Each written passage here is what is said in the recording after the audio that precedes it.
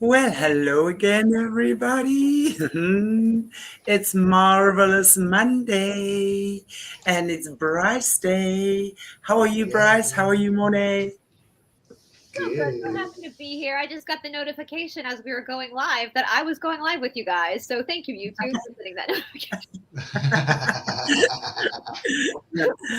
Well, we are having a public holiday today. It is, I think it's called Human Rights Day. That's the first Workers' Day, day. Hey, Workers' Day, Workers' Day, Labor what did Day, that miss? Workers' Labor 27th? Day. Yeah. Oh, Workers' Day. Sorry, Human Rights was the other day. Workers' Day today. Yeah. Yes. Okay, so we had a long weekend. I have no idea what day of the month it is. Oh, I think it might be the Yeah. first. Well, welcome to Aquarius Rising Africa, everybody. And we are again on the Emerald Tablets number 6. And I think we're doing part 2 today, which we're looking forward to. So over to you, lovely Bryce. What's been happening in your world anyway? Are you good? I'm totally good. I'm so excited. Like I keep saying, this tablet is like the Mac Daddy of all the tablets. And I know we were talking off camera because last week we talked about the organic portals, which are going to come into it. That hopefully Mr. Fox will be joining you guys on Aquarius Rising Africa to talk about these little buggers, these these Yeah, these 50%ers, right? Wow, quite crazy. Quite crazy. I keep my friend, it's a joke my friend here in Atlanta always says, like, well, they didn't teach us that in Vacation Bible School, and I'm learning as we go. There's a whole lot they didn't teach us at Vacation Yeah, Bible School absolutely. that would have been real handy to know going through life, but we've got the information now, so I'm really excited to be here with you Super. guys again, because again, this is basically, I mean, and this makes sense, as I said last week, this makes sense as to why the controllers who are in our world as well don't want us looking at the emerald tablets, because knowledge is power and knowledge protects. The Cassiopeans always say knowledge is power, knowledge protects, and knowledge is it's infinite. It never ends. You're never Yeah. done learning. And I want to remind people again, because I feel like we're in such a weird time in our world where people are so dogmatic with their beliefs that they don't, you can, it's one of my favorite Aristotle quotes. It's a sign of an intelligent mind when you can entertain an idea without accepting it. So even if Thoth is something that's hard for you to accept right now, you can still read the tablets and entertain these ideas, and it's okay. And I think that, I mean, I'm loving these. I think Thoth is this is just an amazing thing to actually discover and be able to read. And there's theories out there that Thoth was the teacher of Yeshua and Magdalene as well, which makes sense because a lot of these teachings, especially we see Thoths on the third tablet, mirror what they taught as well. So all right, you guys. So the key of magic, that's the Emerald Tablet 6. And again, this is basically about the dark and the light, good, evil, God, Satan, whatever you want to call it, whatever vocabulary word you have to call it, it's all the same thing. And we've said so many times, and I'll say it again and again, you'll talk about this with Mr. Fox too. If we really think about this logically, once again, the darkness cannot create anything. If you think the darkness can create, first of all, you must have failed your science classes, because that just doesn't happen. You have to take from the light in order to create, right? And so when we look again, when we're looking at our world that we're living in now, we're going to see this again in tablet 6. Darkness can't create anything. So all it can do, the only available option for it is to steal from the light and invert it, or try to mimic the light.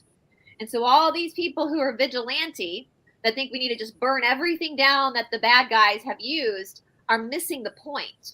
Because if we burn everything down and take away everything the bad guys have used and inverted, then we would have nothing left, including this earth. So we have to understand that it was ours to begin with. It was created by the light to begin with. So I'll go ahead. We didn't get that far last week because we talked a lot about this. So I'll just go ahead and read what we're going to do, or what I said last week. What I'm going to do is I'm going to read through everything Thoth says first, and then go back and look at Doriel's commentary. All right. So hark ye, O man, to the wisdom of magic. Hark to the knowledge of powers forgotten. Long, long ago, in the days of the first man, warfare began between darkness and light. Men then as now were filled with both darkness and light. while in some darkness held sway, and others the light filled the soul. So again, we said this last week too. Throughout the tablet 6, he's kind of going back and forth because the macro is the mirror for the micro. It's like that Michael Jackson song, Man in the Mirror, right? I'm starting with the man in the mirror. What's happening inside of us collectively, if we look at the whole world, is the mirror. So that's why if we want these bad guys and their rituals to go away, then guess what we have to do? Heal ourselves.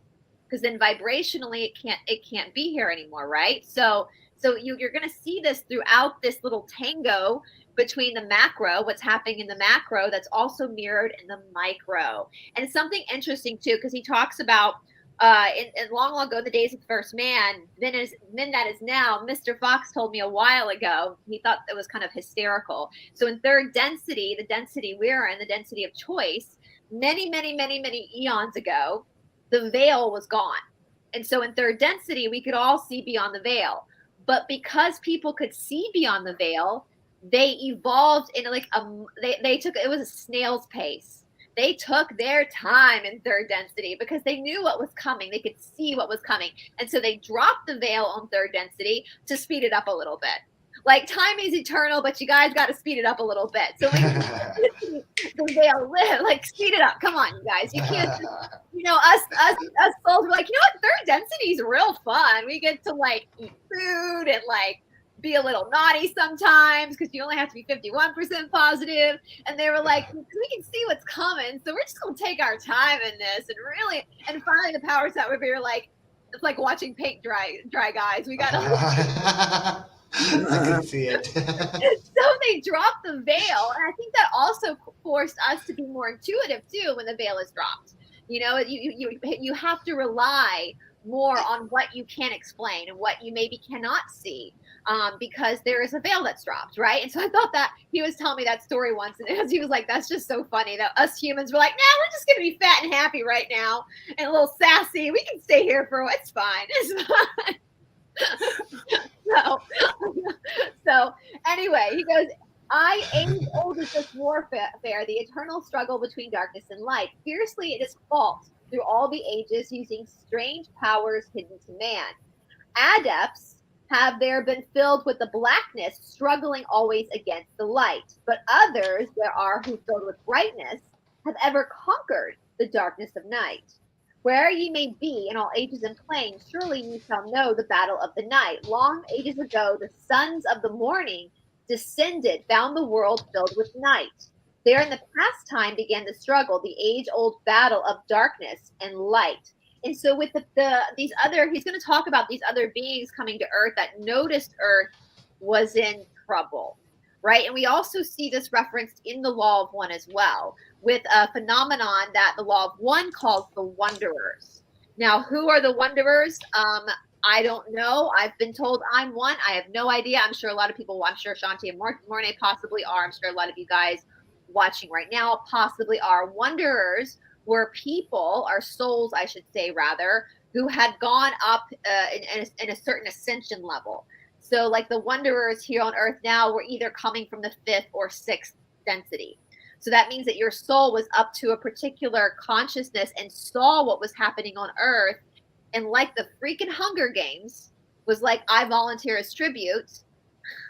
What the hell were we thinking? Back down to Earth, the third density body, to try to help push the ascension towards the light. Now, with that being said, if it's referring to the same thing as the Wanderers, the danger of a Wanderer is that you are a higher density vibration coming into a lower density body. So what does that mean? You're literally, I've been a vegetarian for a long time. What's the big steak that people love? Like the real expensive steak. What's it called? It's rump. Loin, is it? Ribeye? I didn't know. T-bone.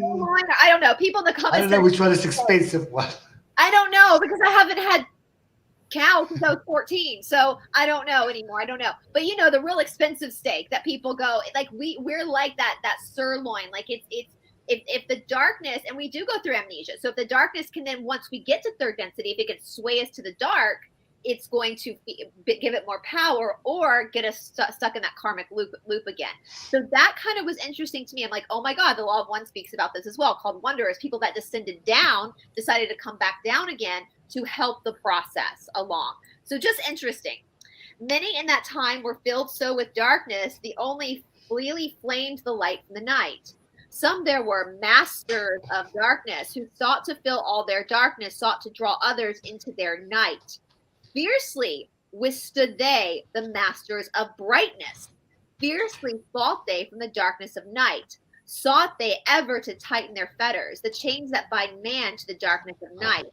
Used they always the dark magic, brought into man by the power of darkness, magic that enshrouds man's soul with the darkness. So we're seeing this, again, let's look at this from the macro perspective, right? We're seeing these masters of darkness, hello, like we know who those are.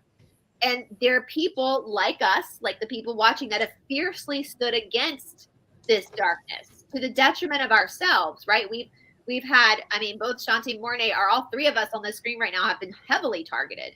LOL, we're still here. You know, like it must suck for you guys. We're still here and we still look cute. So, you know, it must suck for them. They haven't really taken us out. But seriously, we stand against the darkness. Like we haven't totally been fooled. Yeah, we all have programming we're working through, but we haven't, but there's lots of, we even see this on our side of the, whatever you want to call our community. I hate the word truther. I freaking can't stand it. The seeker community. We have a lot of people still that are infiltrating, that are using black magic, that are using particular modalities and bracelets, and the way they tap their fingers, it's creating a hypnotic state to try to pull people in, to bind them to darkness. And at the end of the day, you know, you have to take that power back and say, no, I know what's happening and I'm going to stand fiercely against it. Banded together as an order, brothers of darkness. So that's what Thoth calls the controllers, the brothers of darkness. We've heard. Well, it's interesting that it's now called the Brotherhood. They call themselves the Brotherhood, literally, because when you're looking at each and every one of the secret societies, they'll be your Freemasons, yeah, right? And all of them are extensions of the Freemasons. So it's really one and the same thing. They really just try to confuse everyone with. They might have a little philosophy that's different here and might do that instead of that, but at the end of the day, they're still doing the same thing, and it's all linked to the same brotherhood anyway. So which is interesting. He just calls them the brothers of darkness. That's just what they are. They're brothers of darkness. Like as the law of one says, these are people, like the high-ranking people are intentionally, they're not confused. They know what they're doing. They know exactly what they're doing.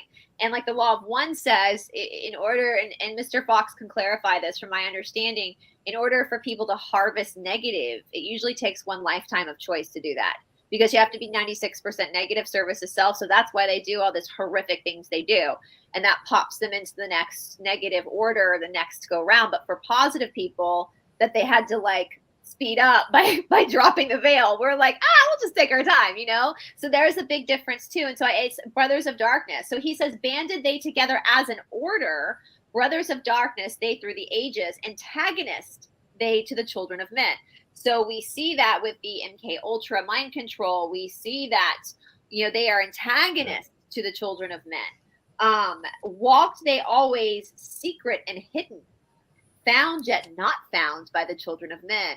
Ding, ding, ding. We know what that means, right? They are what they say symbolism will be their downfall, like all this kind of, you know, they're hidden but yet not hidden. Yeah, they're hidden but not hidden. Hidden in plain sight, as we say, hidden in plain sight. Yeah. Forever they walked and worked in darkness, hiding from the light in the darkness of night. Silently, secretly, they used their power, enslaving and binding the souls of men.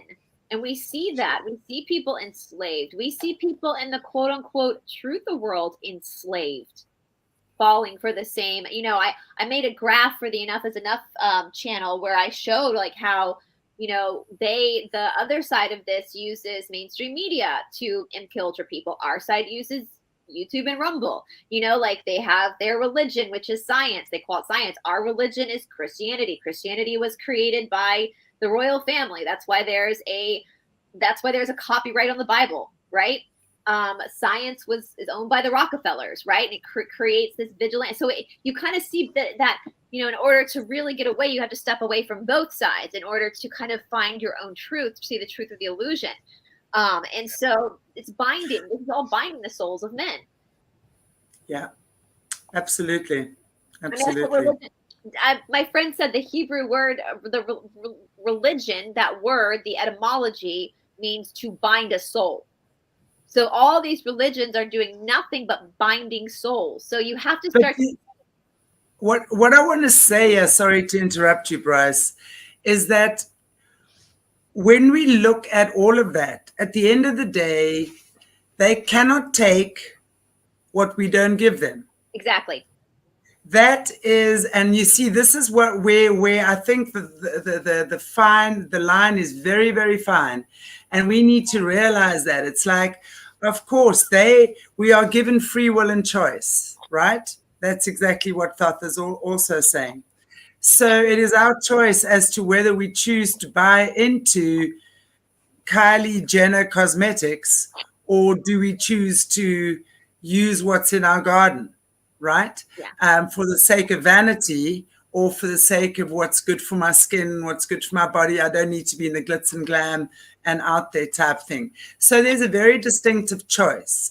So one thing I know from speaking about a number of survivors that have come out of this horrific satanic experience, and the churches are a very, very good playground for them, because what these guys do is they know, and of course they're masters in the cult already.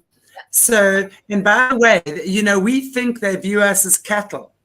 They don't view us as cattle. They view us as mice. Human mice is what we are seen as. Cattle still have a purpose for them, right? Mice are like vermin. So that is why the experiments, the way that we treat it is really like vermin. So it's like, that's what we refer to actually as human mice. So, and then they would go, and like the most corruptible people would be the churches. And the places where they would get them the most would be with sex and money. So, and of course, along with that comes drugs and everything else as well. But really, the humanity's two weaknesses are sex and money. So you can corrupt with that. So if you choose to be corrupted, your soul is bound, right? Yeah. So that's what we must remember. It's always our choice. Whether they can't just come and bind you, right? They can't. There's got to be some sort of a binding agreement. There's always an agreement between two parties, no matter what. There's always an agreement. So it's up to us to make better choices for ourselves. It's up to us to think before we act. It's up to us to pray, to meditate, to, you know, be responsible for our actions, to feed ourselves well, to take care of our health, right? Because the stronger we are, spiritually, emotionally, mentally, and then we're also going to, all of those invisible qualities integrate into the physical body. So then physically we are stronger. It doesn't mean you're now Rambo or something. It just means you're agile, you fit, you know you're in the right place at the right time, you understand the benefit of exercising and breathing or whatever it is that works for you, right? So it's really, you've become friends with yourself when you're in alignment with God. And that's what it is. They cannot bind us. Yes, maybe innocently, absolutely. They've taken people who have been ignorant, for sure. But how did you get to be ignorant? Yeah, that's the thing, isn't it? Because everything in this world works off of consent. And so what they do is they put the information out there. And if you don't research it, then that's not their problem.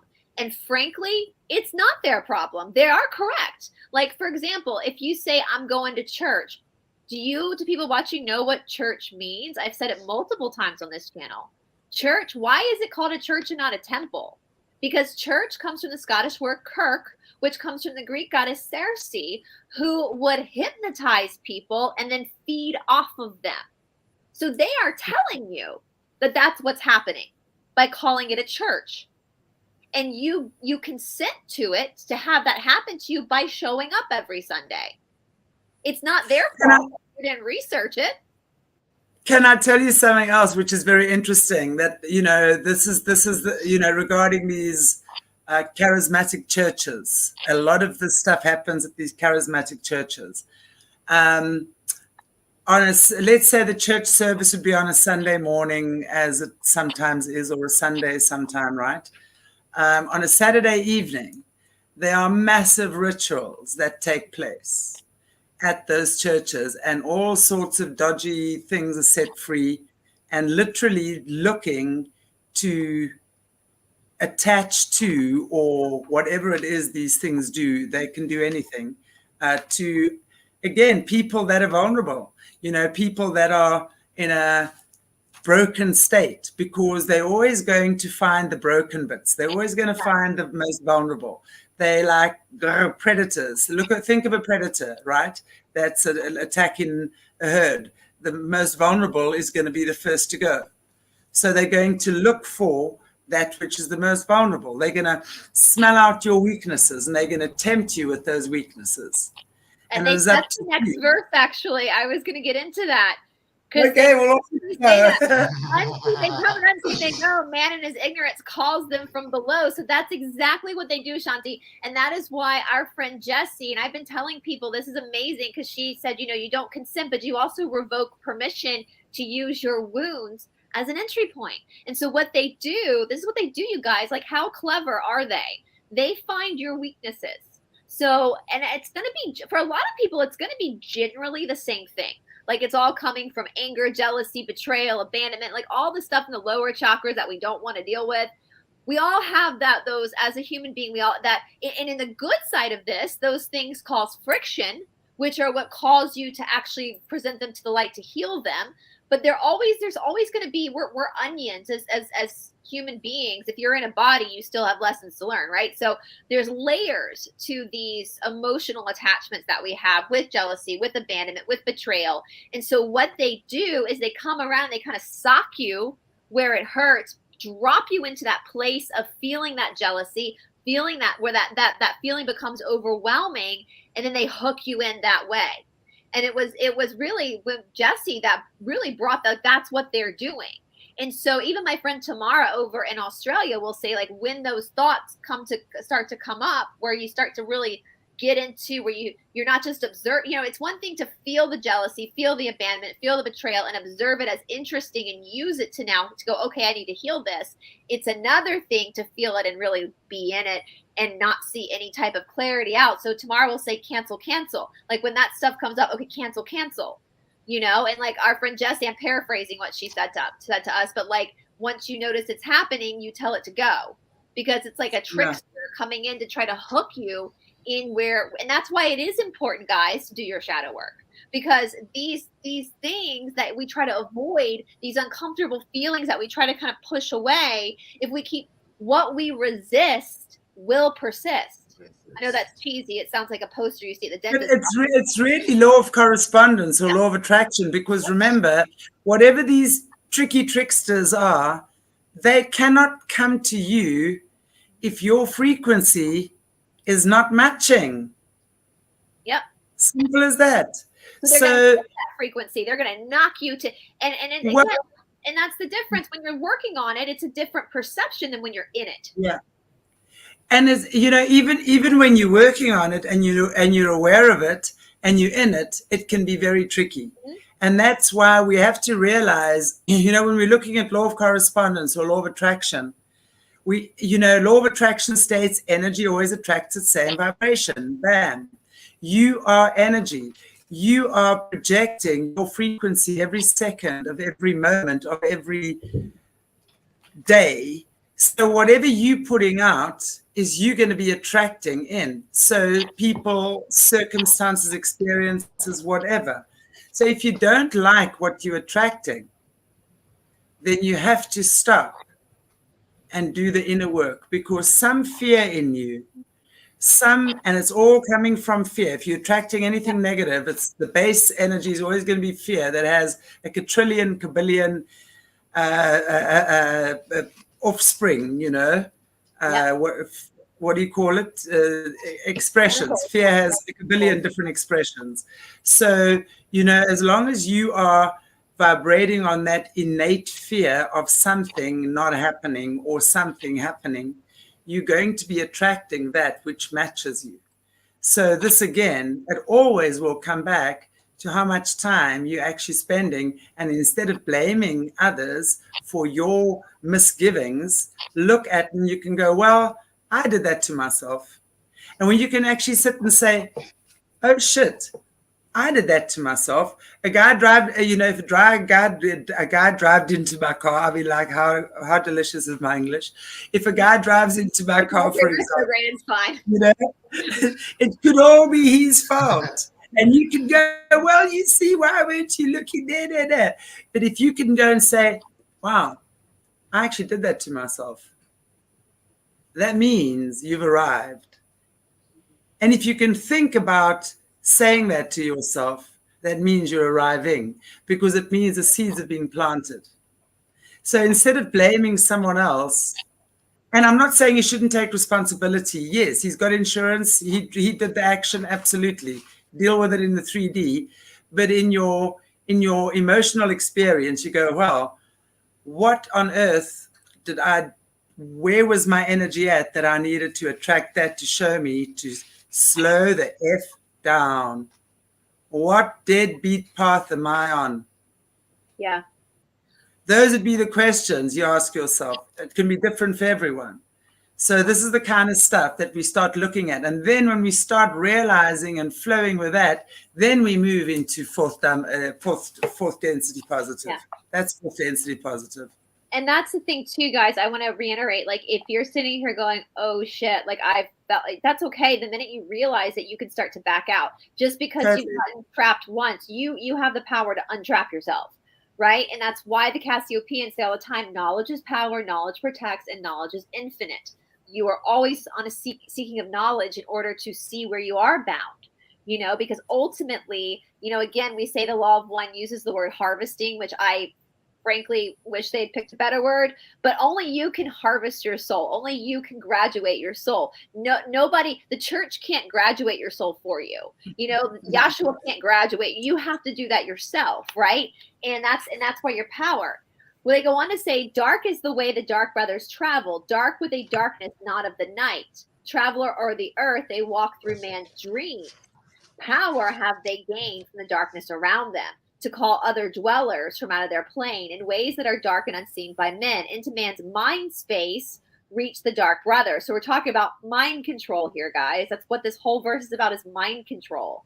Around it, they close the veil of their night. Through its lifetime, the soul dwells in bondage, bound by the fetters of the veil of the night. Mighty they are, forbidden in knowledge, forbidden because it is one with the night. So that whole verse is literally about getting into your mind and messing around with there's different variations of this. We know, like, the extent, the extreme MK Ultra mind control. And just because you've never been in that extreme version doesn't mean you haven't received some sort of mind control within your time in school, in church, listening to the radio, listening to the TV. So again, just so you're aware of this, they say things. It's so funny. I've been enjoying these shorts on YouTube because people are hysterical. And there's all these shorts of people who were kids in the 90s, like myself, here in America. And they're sitting here in all these shorts singing every commercial that we grew up with in the 90s. And every single commercial, I also remember all of those words from the 90s.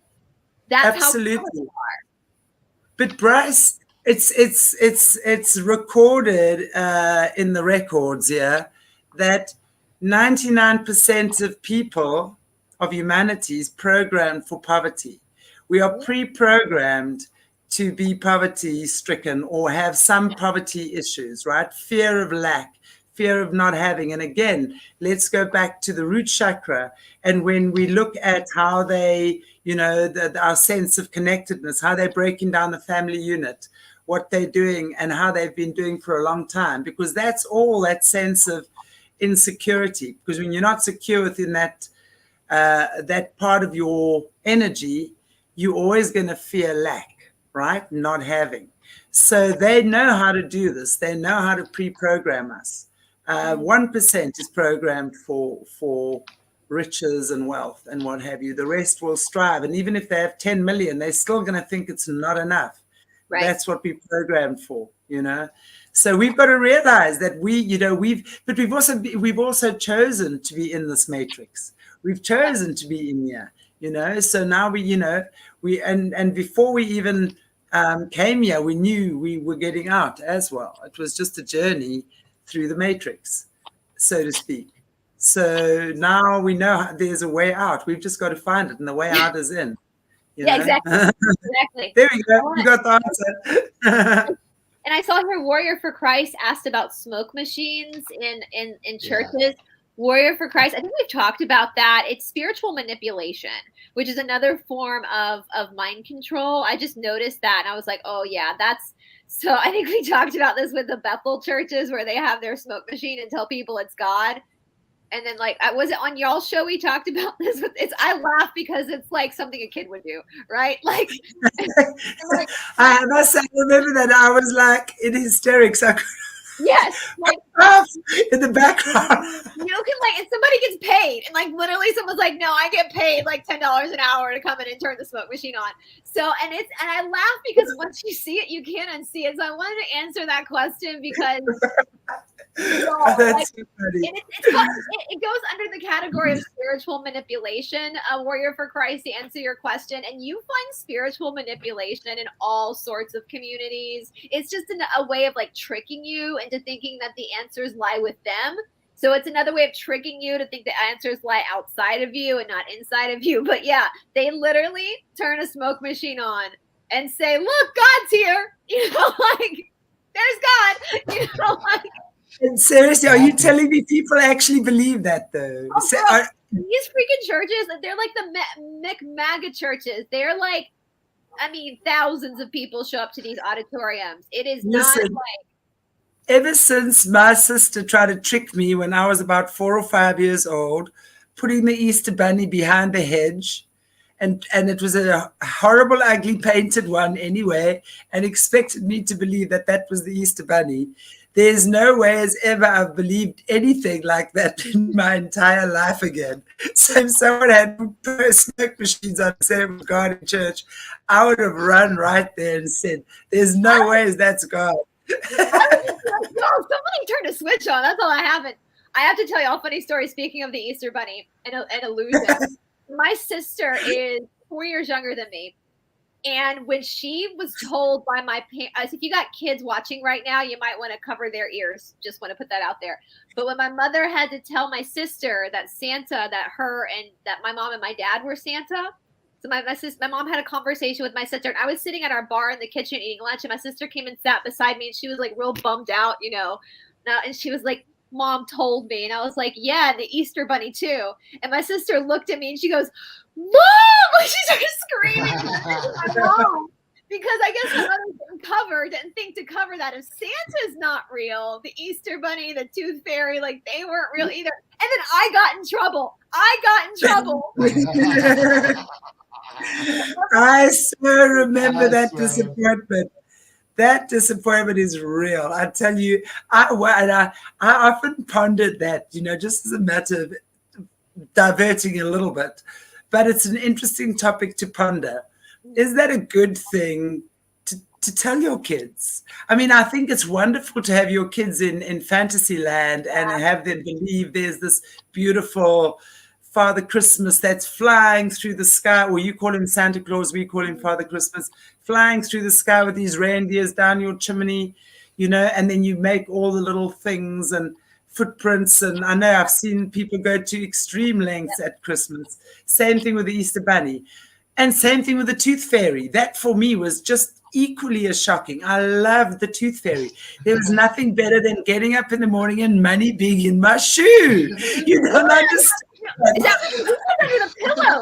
We would put it under your pillow and sleep, and then the tooth fairy would And I still don't know how my parents did that. Like, I still don't know the kamikaze martial art moves they had to make to like take my tooth and leave $1. Oh, there's a hysterical. When I was a kid, we got like $1 for our tooth. Now kids get like $20. There was an hysterical story where the kid woke up and he was so excited because he got $100 bill from the tooth fairy. And you see the dad panicking and running to his wallet. He's like, "This is why you don't, damn it! This is why you don't drink before changing out your kid's tooth." Because he has to. Exactly. I'll tell you, my mom, there were 4 girls in my mom's family. My mom's the second oldest, and my aunt that was under my mom, they were really close in age. She's now passed away, my Aunt Mary Jo. When my mom told my Aunt Mary Jo when they were really little that their mother, my grandmother, was the tooth fairy, meaning that she was the one changing out the money. Well, for the longest time, my aunt actually believed that my grandmother's job was the tooth fairy, that she was like around. That's cool. I see that kind of stuff as being very innocent. Like if I had kids, I would absolutely do Santa Claus and do the East. I would do that. Listen, with them. it's highly disappointing when you find out that these things are not real, that it's just a lie that your parents told you. I have never been through this. Listen, I've never been through this, you guys. I don't know that. I've never felt Santa Claus is real. I believe in nature spirits. I always believe the fairies, but not the tooth fairy. I always knew it was my parents. I love that. I love that fantasy. I think because my family, because we had like a broken family. I mean, my mom and dad like got divorced very early. I think a lot of those things went out of the box. We grew up very quickly, so it's like, yeah, you know, I get that. Listen, never had that. Yeah, when my parents divorced, when I was older, but it's still kind of sad because we don't have a lot of the same traditions we did when we were really little. It's kind of, they got kind of washed away. But you know, I think as a kid, I didn't really care who was bringing me my toys as long as toys were there. Like I didn't really give a shit. I had great fantasies about Father Christmas and what happened in Never Never Land, and Easter Bunny and Father Christmas were both in Never Never Land, and they were making eggs for all the children. And I used to dream of what was happening in these factories. No, I lived it, Ed. I think I was 13 when I did my first Father Christmas, where I was like driving and I dressed up and I was giving like presents for kids. So I loved playing Father Christmas and stuff like that, but I didn't get those memories like you guys did. Yeah, I think and I think it depends on the kid as well. Like I would guess that my niece, my oldest niece, is very well aware that it's her mom and her dad, because she's just very like she's very street smart. My oldest niece, she's very common sense, right? She's got some street smarts. My nephew, though, whom I love to death, he's a very sensitive soul, and I think I think they're gonna have to tell him. I don't think he's going to figure it out because he's a very sensitive soul. So I think they're going to have to I think my niece Jacqueline's going to be more like me. Like, listen, I don't care who's bringing me the toys. As long as the toys are showing up, I'm cool. so yeah, but you know, it's, yeah.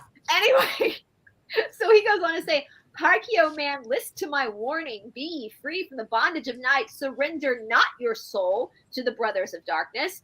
Keep thy face ever turned towards the light. Know ye not, O man, that your sorrow has only come through the veil of night. I, man, heed my warning. Strive ever upward. Turn your soul towards the light. The brother of darkness seek for their brothers, those who try. Okay, this is where he's talking about when you are on the path and you are on the correct path. You are getting there. You are on the seeker path and you're on the right. You know, there's a great saying that I tell my students all the time. And I think I got this from Morné Alton, actually, the bar teacher. I can't remember specifically, but it does not matter how fast you're going if you're going in the wrong direction. Likewise, it doesn't matter how slow you're going when you're going in the right direction. So if you are in the right direction, doesn't mean you're not going to mess up. You're still in the right direction. You're working on yourself. The more you work on yourself, the more obstacles are going to be thrown at you. The more organic portals are going to be thrown at you. The more narcissists. And so he's talking about that. So if we reference this back to the law of one, which you guys can talk more with Mr. Fox about, the law of one, when it comes to the darkness feeding off of the light, if you're on the path towards the light and they can persuade you over to the darkness, they just got fed and they just got amplified. Like their power got amplified. Likewise, if you're on the path and people are listening to you and taking you seriously, and not that you're the leader, but they're taking on your templates, like us, it's the yoga template, whatever, and they're utilizing it too, then that makes the darkness weaker. And so, which is also why, when you look at again the SRA, why they take the gifted kids, why they use the gifted kids. They'll test them for spiritual gifts and things, and obviously how much energies they have, and as you say, the more light equity, the more they're going to want them. Most definitely, it's the light. I like that term. It's the light equity. Well, so I laugh and say, because Morné, Shanti, and I, we've all three of us, we're probably, I would say we're probably the most attacked online, the three of us. And as we're all laughing, all I have to say is thank you. Little wink there. Thank you for proving us right. Like the more you attack, the more you prove us right. Because otherwise, if we weren't a threat to their system, then they wouldn't bother with us. Right. And so you have to be aware of that. I mean, Mr. Fox talks a lot about the initiate's path. There's a term called the initiate's path, where you're initiating your own soul through trials and tribulations, through actual shadow work, through the hard work that we've talked about numerous times. That's the initiate's path. And when that happens, you are attracting a lot of what you might call negative attention, because you're rocking the boat. You've disrupted what their plan. And so again, if you're one of these people watching, even if you're not a public person like we are, it would happen to me too privately before I was on YouTube. So if you're just a private person, then if this is happening to you, understand that this is what's going on. And so that hopefully will help you stand in your power more and say, I know this is hard, but I'm going to keep going. I'm going to keep pushing forward, because I'm obviously doing something right if I'm pissing the darkness off, right? It's like, and if you look at that internally, the internal side of that, and Ram Dass spoke about this a lot, where he would say, when you are going through your own work, your ego, what they call an ego death, a false sense of self. The ego does have its place, but it is a false sense of self. Before you really break through something, the ego usually comes in like a lion to like try. It's when it gets the worst. Sometimes the ego gets the worst right before it completely backs off. And so you even see that with your own self, your own self-sabotaging, right? So I just wanted to point that out, because Doriel is also going to speak about this in the commentary when we look at his commentary. So brothers of darkness seek for their brothers, those who have traveled the pathway of light.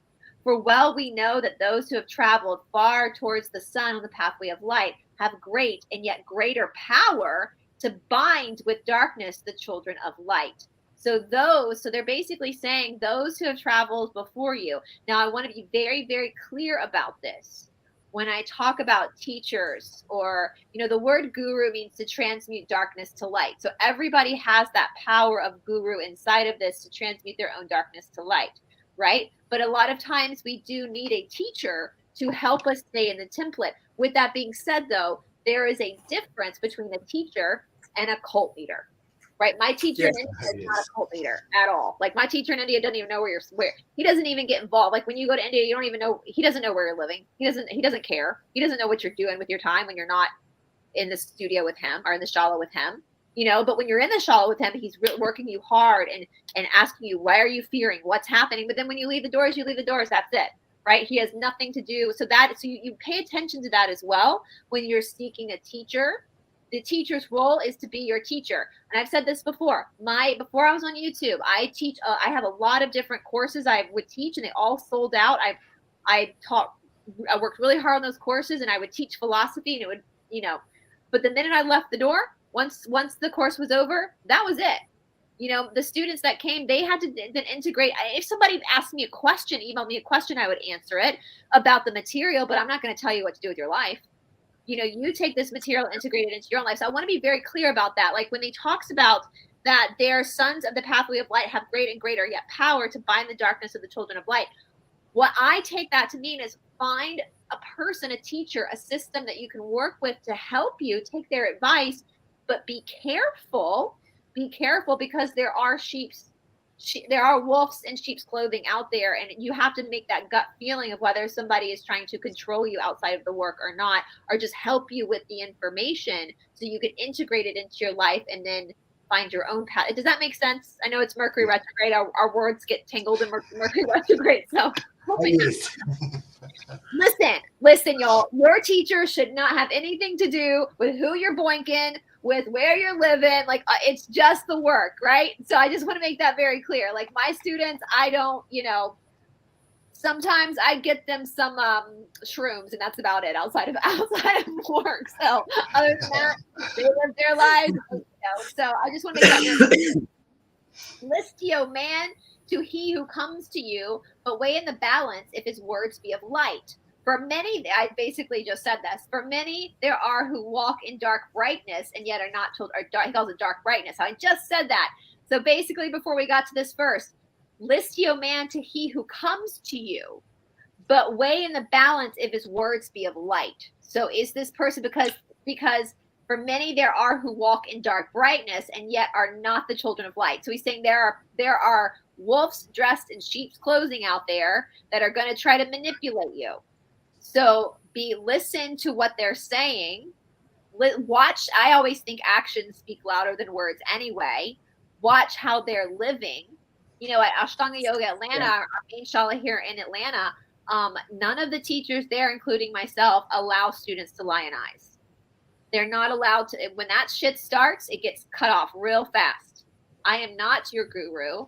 I am just a teacher. That's it. I'm just an authorized teacher. I'm still working on my own self too. I've done this longer than my students by 17 years, right? So I can say, listen, this is how I understand this to mean. This is what my teachers have said. This is how I've integrated this into my life. Now you go and do that and figure it out for yourself, right? Exactly. So yeah, you have to be very, very, very careful. And we say this too, or I say this too, because again, darkness cannot create anything. Only the light can create. What the darkness does, look at Nexium, look at Keith Raniere. They take these tools that have proven to work to help people, but they got twisted with him, right? So you have to be very careful. You have to be able to stand in that on your own power and have that discernment. He says, easy it is to follow their pathway, easy to follow the path they lead, but yet, oh man, heed ye my warning. Light comes only to him who strives. And I saw this too, like light is only going to come to those who work for it, who really commit to doing the work. And some of these fake, we can even say it in the truther community, whatever, these fake people, they're making it sound like this is going to be so easy. Don't worry. The white hat's got this. It's all okay. Just sit back, eat your popcorn. That's easy, right? But it's not. Wait for the mid-bits. The mid-bits is going to heal you and everything. But what they're doing is they're putting your soul into bondage, right? So you don't work on yourself. And then the New World Order walks right in through the front door. So he's saying that easy it is to follow. It's easy to be like, oh, that's cool. Yeah, the white hats are coming. They're going to just drop $1 million off at my door. Nassar is coming. And I'm just going to sit back and eat my popcorn. I can get fat. It's fine because med beds are coming. That's easy, right? He's saying, it's not that easy, right? So he's saying easy it is to follow their pathway, easy to follow the path that they lead, right? But yet, oh man, heed ye my warning. Light comes only to him who strives. Hard is the pathway that leads to wisdom. Hard is the pathway that leads to light. Many shall ye find the stones in your pathway, many the mountains to climb towards the light. Yet know ye, O man, to him who overcometh, free will he be of the pathway of light. Follow ye not the dark brothers ever. Always be ye a child of light. For ye, O man, in the end light must conquer, and darkness and night must be banished from the light. So he's saying, and the mountains he's saying to climb, this hardness, it comes from that internal struggle and that internal friction. I mean, I always say, like, in an Ashtanga Shala, we'll say in a Mysore, we do Mysore during Brahma Muhurta, so dark 30. It's 4 o'clock in the morning. And you go in a Mysore room and you see people in there, you go to these little vinyasa flow classes and people in there, Lululemons, their hair is braided, they look all cute. In a Mysore room, though, in traditional yoga at 4:30 in the morning, people have their damn yoga pants inside out.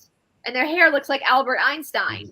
no makeup on, and they're sweating, and you see them processing everything that's coming up in their practice, that friction, and then processing that, because that physical friction is what's releasing the emotional friction as well, and having to like sit in that. And that's the thing, you know, even as a Mysore teacher, I can tell when people are struggling, when there's a mental struggle going on, because it shows in the physical body. But all I can tell them is sit with that, because they have to do that. They have to climb that mountain, metaphorically, so to speak, themselves, and work through that in order to release it themselves, you know? And so he's saying, like, shadow work, all this stuff we talk about, and people who've done the 60-day challenge, 30-day challenge, you know that it's sometimes it's not pleasant. Sometimes to actually have to sit in pain. I mean, that's what David Garrig, my original teacher, like, again, I've told this story. He asked Guruji in India, like, why is this pain necessary? And Guruji said, yes, because pain is real. That's what's real.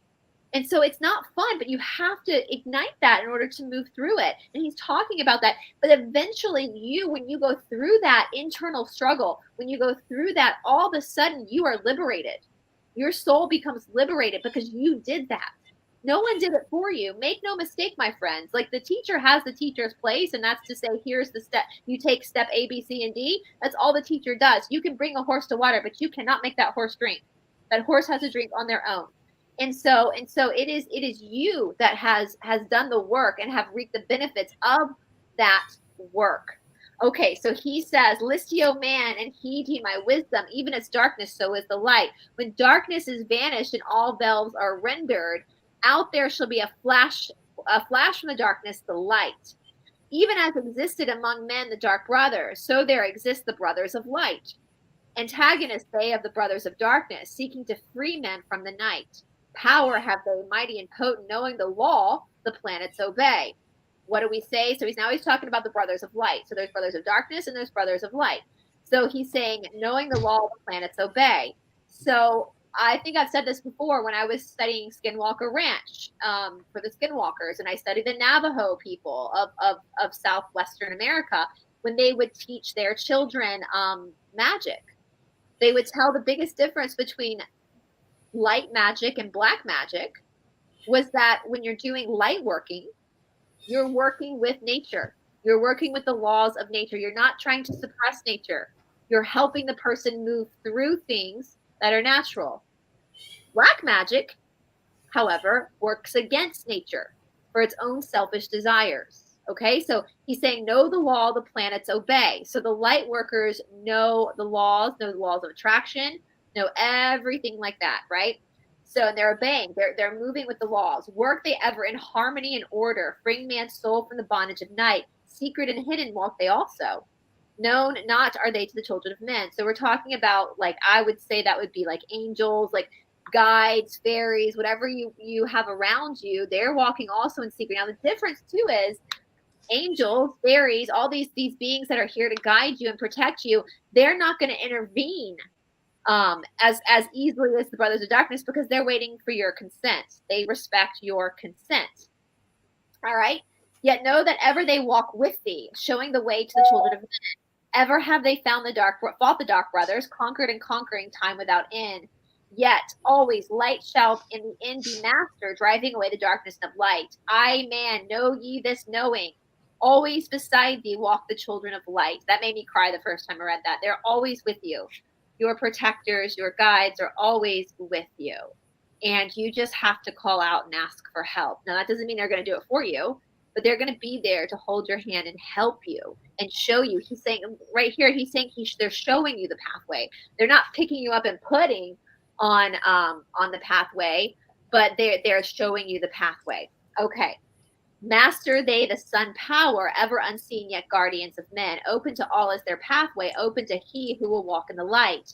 Free are they of dark amente, free of the halls where life reigns supreme. Sons are they, lords of the morning, children of light to shine among men. Like man they are, and yet unlike. Never divided were they in the past.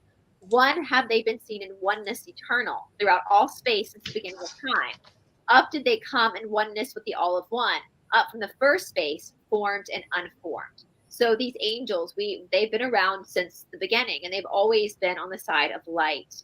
You know, it's interesting though. I do, from reading the missing books of the Bible, especially the Old Testament, I do have a different perspective on demons. We were told as children, and you know, the biggest liar of all lies, Vacation Bible School, that nothing they told us was honest in that thing. That the demons chose to leave with Lucifer. They were the fallen angels. They went with Lucifer. No, when you read the missing books of the Bible, the only person who made the decision to leave God's kingdom was Lucifer. And he kidnapped and put into bondage all these angels and brought these angels with them, and then has abused them and beat them this whole time. That's why when someone does black magic and sends you a demon, the demon gets chained to you, bound to you, because the demon is not choosing to be there. And so like my friend Cindy, here in Atlanta, we've done shows with Cindy. She's like almost like an exorcist. She goes, and she doesn't call herself that, but she goes and helps people have attachments. And what she does is she basically gives therapy to this fallen angel, and she'll tell the angel, like, you can go back into the light. And the angel is the demon, the fallen angel is usually terrified because they've been so abused by Lucifer. They're terrified of Lucifer. They're terrified of the dark witch and dark warlock that summoned them. They don't want to hurt the person they're having to hurt, but they know if they don't hurt that person, they're going to be abused later. And so what Cindy does is she really talks to them and says, no, look down, and gets them to look down to see that there is a light still inside of them. They've been terrified to think that God won't take them back. And so she works with this entity for it to understand that God will take it back and God will heal it. And once it goes into the light, it will be protected. And usually what happens over time is that the entity the fallen angel will understand, and Michael will escort it back into the light. And that's how you fix it. Like, you don't fix it by banishing this here and banishing that there. The cycle continues. You fix things by bringing that darkness back into the light. Because once the darkness is returned, it can't. What are these dark witches and warlocks going to call on when there's no more, when they're all back in the light, right? So, well, you know what? For me, that really just, I mean, I have a slightly extended version of that, because again, it goes back to what I'm saying, you know, in the beginning, when there's the separation between man and God, right? Mm-hmm. So we experiencing the illusion of separation. I mean, I don't believe those fallen angels, that to me would be the part of them that forgotten. That's the part of them that forgot who they are, because they would have the other aspect of themselves as well, right? Mm-hmm. So that would be the duality of the others. The ones, they would have that duality because that's part of the separation. Do you know what I'm saying? Yeah. So the dark aspect of them, which is when you forget who you are, when you believe that you are banished by God, your creator, the one who loved you most, because that would then be, because again, look at SRA, look at all this horrific conditioning. It's all about that. God hates you. No one loves you. Your mother hates you. No one cares for you. You're worthless. All of these things, right? So it's really reminding ourselves that we are experiencing the illusion of separation. And that's exactly because I smile, because that's exactly how I work with the dark entities as well. Yeah. I don't have I'm not angry with them. I don't fight with them. I give them gold. I give them light. You know, it depends on what I'm dealing with. But at the end of the day, they are aspects of ourselves, and we can never forget that, because including Lucifer carries the shadow aspect of humanity. Yeah. And which is all about the lower three chakras, the lower triad, which is the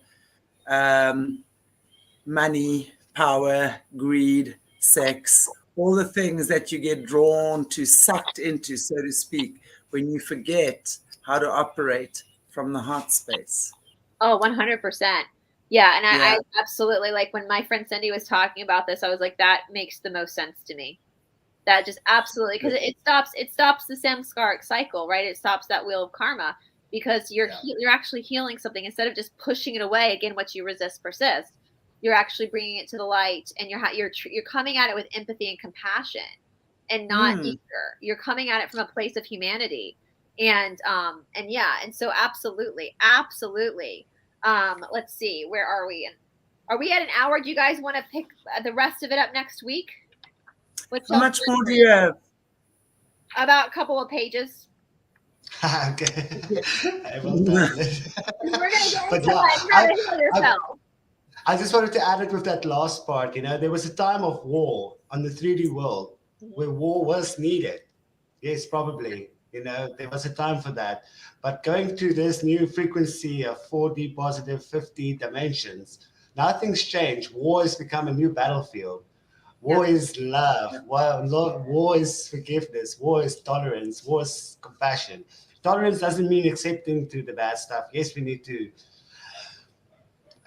be aware of those things, but we need to do it differently to win this war. And like the devil also needs to go back to the light when it's ready. Maybe it's already in the light. Sorry, maybe I don't want to judge. Its work is needed, Dark is needed, the light is needed. So we can't judge in that aspect. But instead of fighting everything away, just give it love. Become your own savior in that sense. Don't be afraid when that stuff. And sometimes you do feel weak, so sometimes you can chase that. Say, not today, Satan, not today. Come back tomorrow.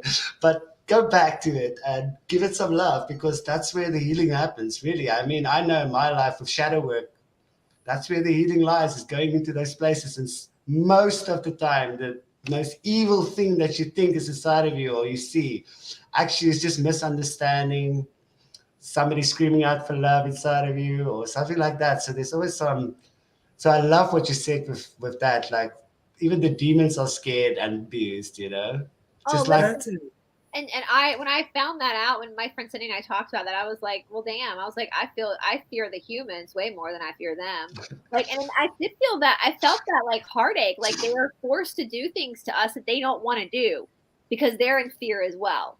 They're in fear as well. And so there's a camaraderie. There's like a humanity there, even though they're not human. There's like an understanding of that there, and there's an empathy, and there's that, and that's what I love about my friend, which of course Shanti and Morné know. Cindy, she's this tiny little Peruvian shamanistic woman, and she just sits there and goes head to head with these demons and gets them to go into the light. And she's like the person that has the demon attached, just kind of sitting there while she's like, gotta bring them in, and it's the same, and it's just getting them to understand. And it's a total metaphor and an idea of like our own areas that we feel God is judging, and that is brainwashing as well. That's part of the programming of not just Christianity but many religions.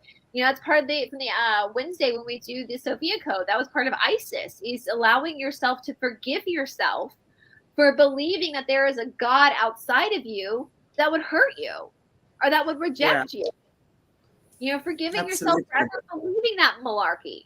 That there's God doesn't, and that's one thing I will say, out of all the cognitive dissonance that exists within church, I never feared God, even though they would tell us like God, God, no other gods, all this judgmental stuff and like sacrifices.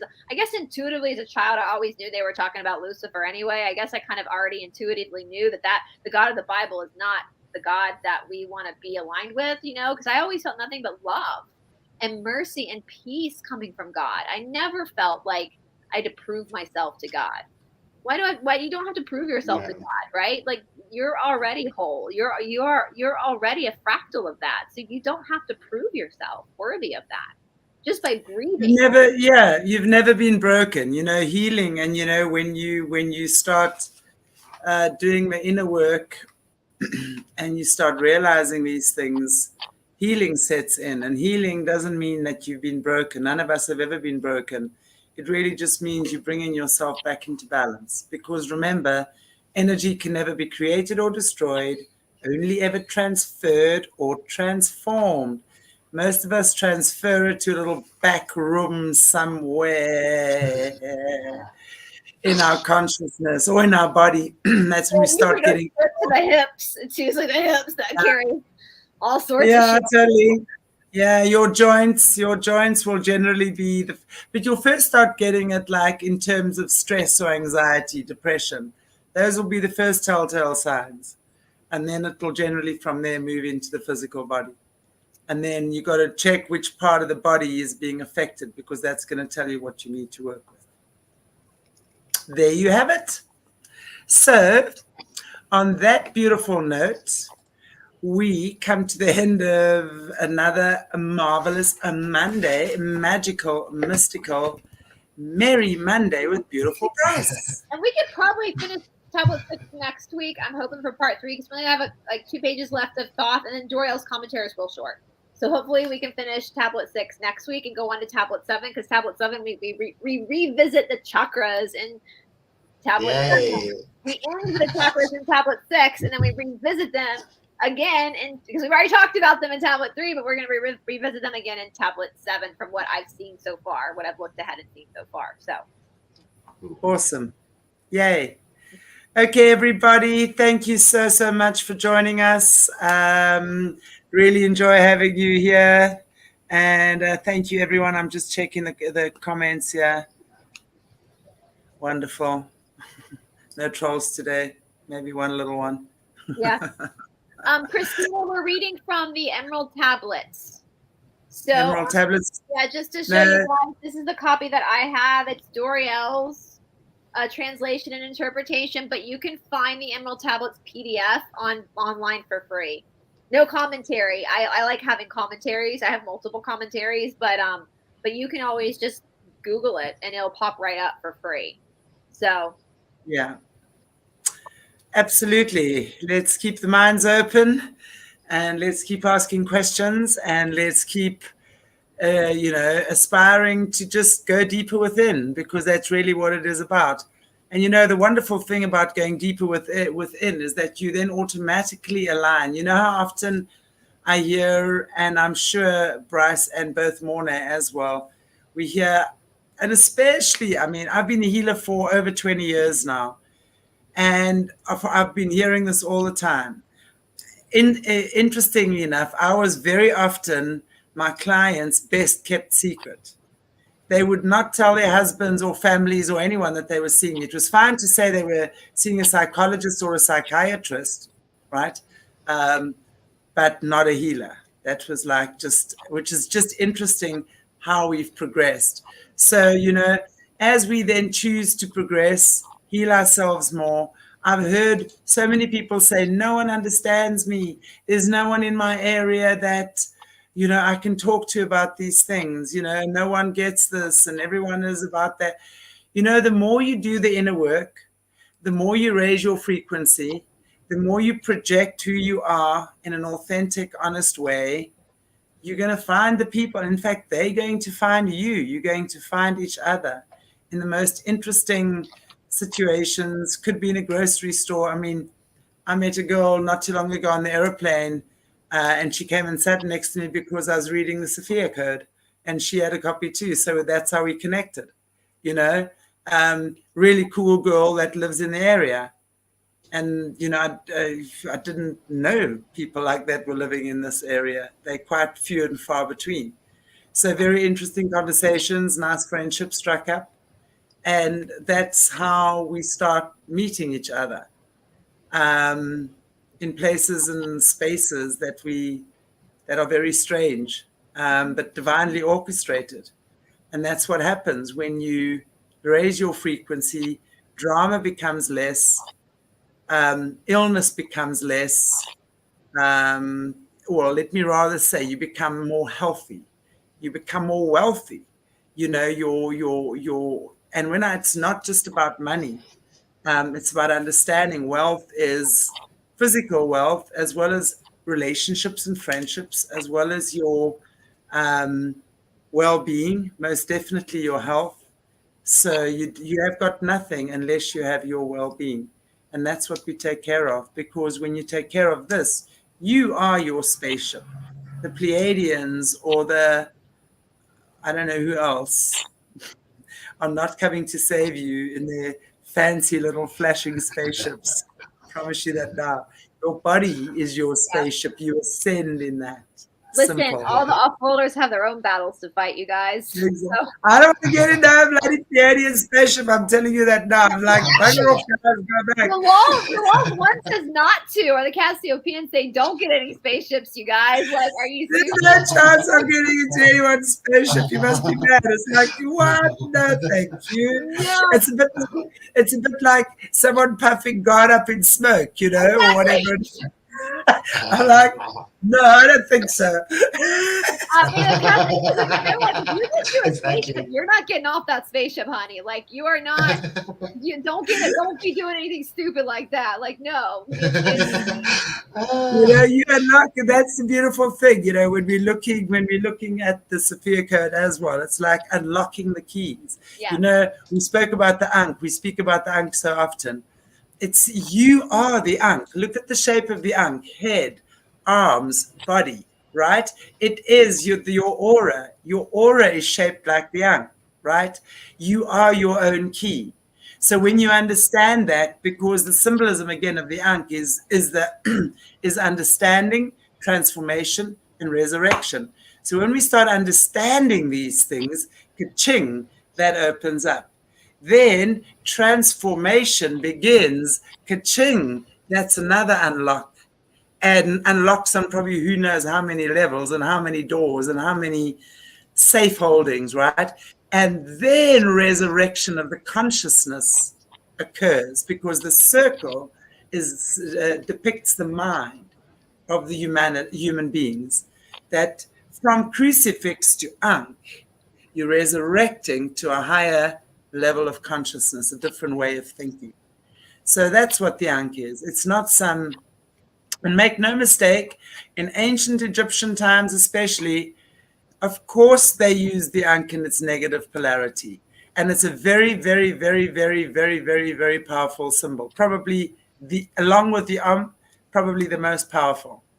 Yeah. So when it's worked in the negative, right, a lot of usurping of energy, stealing of souls, stealing of blood, all of that stuff has been used. Absolutely. So you have to know again what it is. It's not something outside of yourself. It's something within you. You are the Ankh. You are the key to higher understanding, to higher consciousness. You are the key that integrates the male and female, the yin and yang within you, because that's what it is, right? The loop is the female, the vagina, and the vertical bar would be the phallus, the male. So it's the connection of male and female. Thank you for reminding me. We talked a bit about this last week with Magdalene, actually. No, it wasn't Yahshua. That was like the main one. It was Magdalene. And it's the Vesica Pisces, guys. So like we know the word Messiah, the etymology of Messiah means a phallic pillar. So the word Messiah means penis. And so basically it was the masculine identity of the union of the two. And the Vesica Pisces was for the female. Well, the Vesica Pisces is they took that Vesica Pisces and they turned it on its side and made it the Jesus fish. But if you turn it upside up, right, it's the Vesica Pisces, which actually was the symbol for the early Christians, because it signified Magdalene. Wow, that makes so much sense. Actually, Yahshua was just the husband. So when you go through and look at marriages for high priest, they're both high. He was a high priest, and Magdalene was a high priestess in the order of the Essenes, which we know the Essenes was the Isis, the priest and priestess. They were not Jewish; they were Egyptian. He was not born in Bethlehem. They were born in Egypt. That's all fake story, fake news. So when the group started to form with their teaching, they would have the symbol of the Vesica Pisces marking Magdalene, that it was her teachings. Yahshua taught with her, but it was never about him. So what did they do? Yeah. They destroyed her. They picked the female to destroy because the feminine energy represents our intuition, right? Our intuitive arts. And they made her a prostitute, and they took her husband, made him the main guy, and then changed his name to Jesus, which means Hail Satan, and made him crucified, which he never was, right? So when these are all symbols, like they say symbols will be their downfall. So the Jesus fish is actually the vagina, the Vesica Pisces. Yeah, absolutely. Feminine.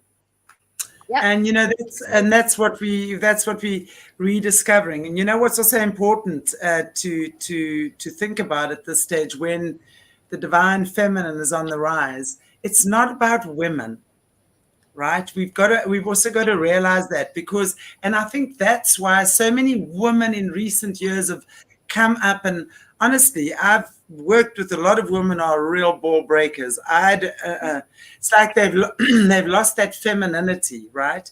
you can be a very strong woman, but you always keep your feminine essence. And unfortunately what happens when the balance takes place, again, the rebalance, right?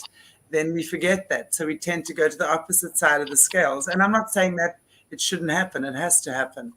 But the bottom line is to maintain that balance, right, of the feminine. What is that? You know, what is the feminine? What is the masculine? Because we both have masculine and feminine in the body. So we have to realize that we've got to marry that within ourselves first. And then obviously that's how people become balanced, when you find the soulmate within, so to speak. But the divine feminine is really about also understanding emotions, understanding the subtle body, understanding that we don't have to fight and kill and hit and destroy in order to live. Life is not about destruction. Life is about growth. So on that note, we shall bid you farewell. And BRICE, we see you again on Wednesday. Right. For the rest of Hathor. Yes, I look forward to that. Yeah, sassy little minx. We had fun last time with that sassy little minx Hathor talking about our super bowls. Speaking of Avesica Pisces. Exactly. Okay, everybody. Send you much love. Like, share, subscribe, please. And we'll see you next time. Cherry Bye, God bless you. Ciao. Ciao, everybody.